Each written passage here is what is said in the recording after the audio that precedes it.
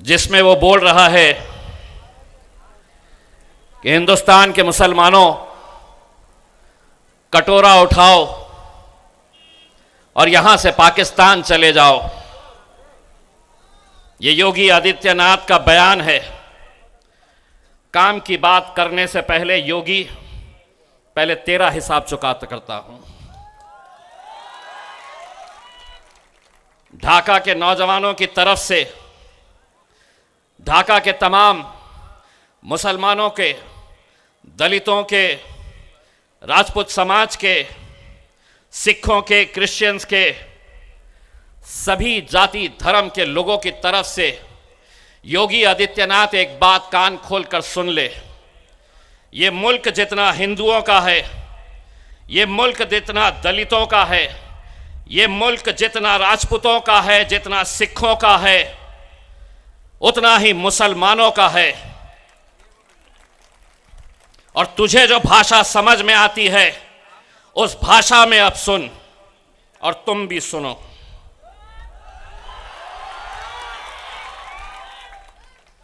करो रिकॉर्ड और भेजो टखले को कि डराना किसी और को। अगर जबान तेरे मुंह में है तो जबान हमारे मुंह में भी है। जिस जबान में तू बात करेगा उसी जबान में तुझे जवाब दिया जाएगा। तो मुझे कहता है ये जमीन मेरी है, इस मुल्क के अंदर हम पैदा हुए हैं। ये मुल्क जब आजाद हुआ और हमारे पुरखों से जब पूछा गया कि तुम्हें यहां रहना है या पाकिस्तान जाना है, हमारे पुरखों ने यह कहा कि इस जमीन में हम पैदा हुए हैं और इंशाअल्लाह इसी मिट्टी की खुराक हम बनेंगे, इसी जमीन के अंदर हम दफन होंगे। और तू हमें ललकार रहा है इतने से राज्य के टकले।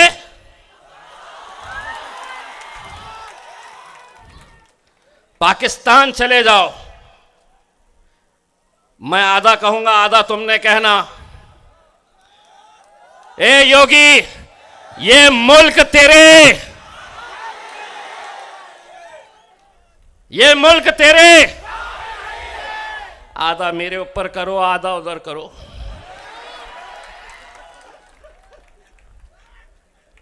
नहीं तो बैठे हुए हैं लालू के अंटर पंटर आ जाएंगे कि योगी को गाली दिया, मैंने नहीं दिया, आधा मैंने दिया, आधा इन्होंने दिया। घंटा मिलता तुम्हारे को। नहीं तो बोलेंगे भड़काऊ भाषण करके गया। मैं क्या करा? मैंने आधा करा। मैंने सुनो, अब सुन लो। आधा मैं, ये मुल्क तेरे। इतना बोलने पे कुछ होता? आदिल भाई लॉयर है, कुछ होता? आप वकील है, अगर कुछ करा तो उसको बोलना कि बाबा जी का ठुल्लू मिलेगा, तुझे कुछ नहीं देने वाले हैं हम। अला दिक्कत ये हो गई है, जो आ रहा है समझ रहे हैं हुकूमत है तो कुछ भी बोल लेंगे। एक बात सुन लो, हम जब तक शरीफ है तो बड़े शरीफ है। हाँ, शाहरुख खान का डायलॉग याद है ना, हम जरा से शरीफ क्या हुए, सारी दुनिया घुसा दो, अंदर ही घुसा दो पूरा कैमरा हमारे अंदर। अब जितना बोलना है हम बराबर बोल के चले जाते हैं, और ये मीडिया वाले रिवाइंड फॉरवर्ड करके ढूंढते रहते हैं कहाँ पे कहीं मिलता क्या, केस बनता है क्या करके। कहीं नहीं बनता। हमको समझ में आ गया है और हमने इनके साथ एक ऐसा रिश्ता बना दिया है, ऐसा रिश्ता बनाया है, अगर हम यहाँ पे गूंगे बनकर भी अगर खड़े रहे, हम उनको सिर्फ इशारा करें, करके बताओ,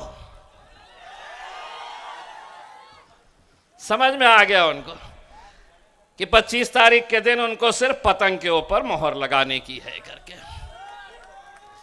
और उन्होंने न सिर्फ एमपी का इलेक्शन जीता है, बल्कि जिस फॉर्मूले पर हम लोग यहाँ आज काम कर रहे हैं वहां 22% मुस्लिम आबादी है। जो नादान ये कहते हैं कि MIM सिर्फ मुसलमानों की पार्टी है, उनकी आंखों की पट्टी खोलने वाला सरसा आपके दरमियान में आया है। औरंगाबाद में जहां 200 बरस से वहां पर फिरका परस्त जमातों के लोग जीतते थे, और वहां पर जब इंसाफ की आवाज लगाई भाई जनाबे इम्तियाज जलील साहब ने, तो हिंदू और मुसलमानों ने सबको उसका नेता समझा और जिताया। और अब की बार हम लोग देख के आए हैं कि जितने वोटों से जीते हैं, इंशाअल्लाह उनसे ज़्यादा वोटों से अब की बार भी जीतेंगे। ये है MIM का पैगाम। अब आपके सामने में हमारे और आपके लीडर जनाबे इम्तियाज जलील साहब।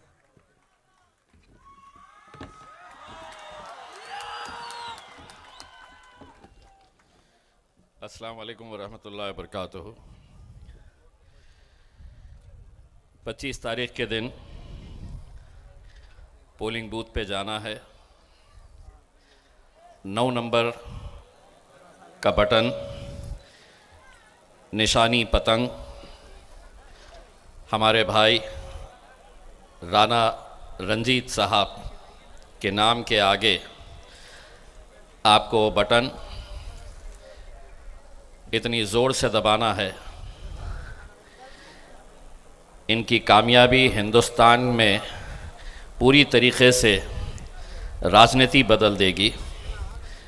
मैं वो मंज़र तस्वर कर रहा हूँ जब पार्लियामेंट का पहला दिन लोकसभा में इंशाअल्लाह 5वीं मर्तबा बैरिस्टर असदुद्दीन अवैसी साहब दाखिल होंगे। उनके पीछे मेरे भाई अख्तरुल ईमान साहब दाखिल होंगे, और उन्हीं के पीछे जब मेरा दूसरा भाई राणा भी अंदर आएगा लोकसभा में, तो मैं वो तस्वर कर रहा हूँ कि मोदी और अमित शाह के चेहरे उस वक्त कैसे हो गए, और ये आपस में पूछ लेंगे अरे बाप रे ये कहाँ से आ गया है, और वो भी मजलिस के तरफ से। भाइयों, मैं महाराष्ट्र से चलकर आया हूँ, आप लोगों को सलाम करने के लिए आया हूँ, क्योंकि महाराष्ट्र की राजधानी मुंबई, लोग समझेंगे कि वहाँ पर भाजपा की हुकूमत है, कोई कहेगा कि वहाँ पर शिवसेना की हुकूमत है। बम्बई अगर सही मायनों में कोई चलाता है तो वो मेरा बिहार का नौजवान चलाता है। इसीलिए जब आपके बारे में ये कहा जाता है, हिंदुस्तान के मुसलमानों के बारे में ये कहा जाता है, सुबह आते वक्त किसी ने मुझे उत्तर प्रदेश के मुख्यमंत्री योगी आदित्यनाथ का एक वीडियो भेजा